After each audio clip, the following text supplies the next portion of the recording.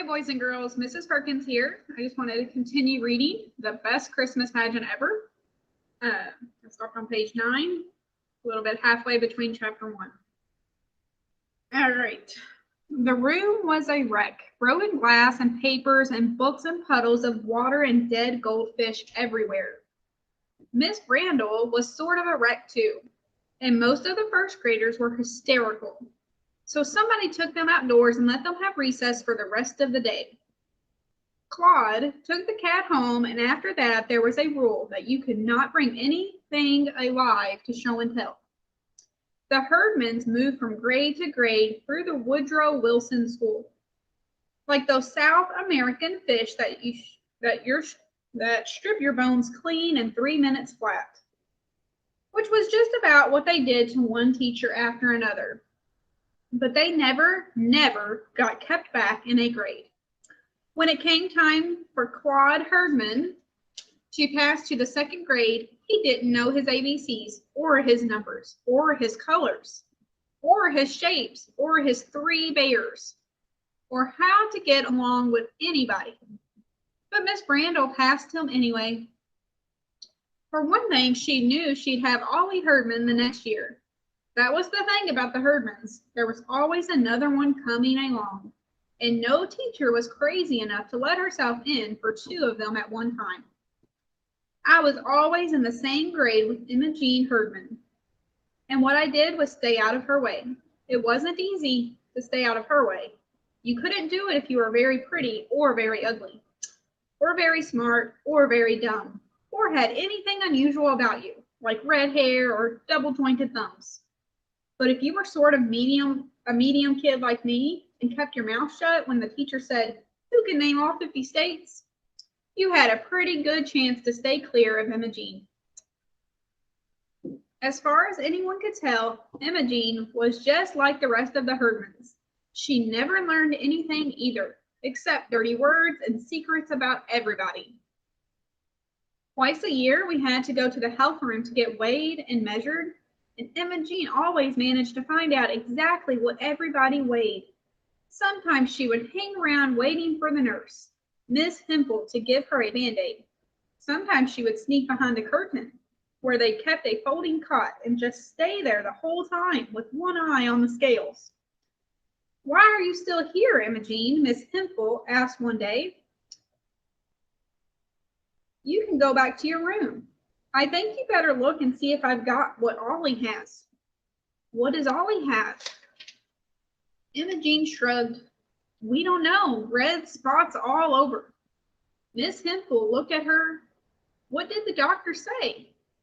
"We didn't have a doctor." Imogene began scrunching her back up and down against the medicine cabinet. "Well, does Ollie have a fever? Is he in bed?" "No, he's in the first grade." "Right now?" Miss Hempel stared. "Why, he shouldn't be in school with red spots. It could be measles or chicken pox, any number of things. Contagious things. What are you doing?" "I'm scratching my back," Imogene said. "Boy, do I itch." "The rest of you boys and girls go back to your classroom," Miss Hempel said. "And Imogene, you stay right here." So we all went back to our room, and Miss Hempel went to the first grade to look at Ollie, and Imogene stayed in the health room and copied down everybody's weight from Miss Hempel's records. Your weight was supposed to be a big secret, like what you got on your report card. It's nobody's business what you get on your report card, all the teachers said. And Miss Hempel said the same thing. It's nobody's business what you weigh. Not even the fat kids could find out what they weighed, but Imogene always knew. "Don't let Albert Pelfrey on the swing," she would yell at recess. "He'll bust it. Albert Pelfrey weighs 143 pounds. Last time he weighed 137. So right away, everybody knew 2 things about Albert. We knew exactly how fat he was, and we also knew that he was getting fatter all the time. "You have to go to fat camp this summer," Imogene hollered at him. Miss Hempel wrote it down on your paper. Fat camp is a place where they feed you lettuce and grapefruit and cottage cheese and eggs for a month. And you either give up and cheat, or you give up and get skinny. "I am not," Albert said. I'm going to Disneyland with my Uncle Frank. That's what you think, Emma Jean told him. Albert had to believe her. She was always right about things like this. So all year he had Fat Camp to look forward to instead of Disneyland. Sometimes Emma Jean would blackmail the fat kids if they had anything she wanted, like Wanda Pierce's charm bracelet. Wanda Pierce weighed about a ton. She even had fat eyes, and her hobby was this charm bracelet. It had 22 charms, and every single one did something. The little wheels turned, or the little bitty piano keys would clink, or the little tiny drawers opened and closed. Wanda was also a rich kid, so every time you turned around, she had a new charm. Look at my new charm, she would say. It costs $6.95 without tax. It's a bird, and when you push this little knob, its wings flutter. It costs $6.95, she would say. They were great charms, but everybody got sick of hearing about them, so it was almost a relief when Emma Jean blackmailed her out of it. I know how much you weigh, Wanda, Emma Jean told her. I wrote it down on this piece of paper. See? It must have been an awful amount, because even Wanda looked horrified. So Emma Jean got her charm bracelet, and she got Lucille Goldman's imitation alligator pocketbook with souvenir of Florida written on it. For a while, she got 10 cents a week from Floyd Brush, till Floyd caught double pneumonia and lost 15 pounds and didn't care anymore. My friend Alice Windlicken was so nasty clean that she had detergent hands by the time she was 4 years old. Just the same, Alice picked up a case of head lice when she was at summer camp, and somehow Emma Jean found out about it. She would sneak up on Alice at recess and holler, "Cooties!" and smack Alice's head. She nearly knocked Alice cross-eyed before one of the teachers saw her and took both of them to the principal's office. Now what's this all about? The principal wanted to know, but Alice would not say a thing. I had to hit her, Emma Jean told him.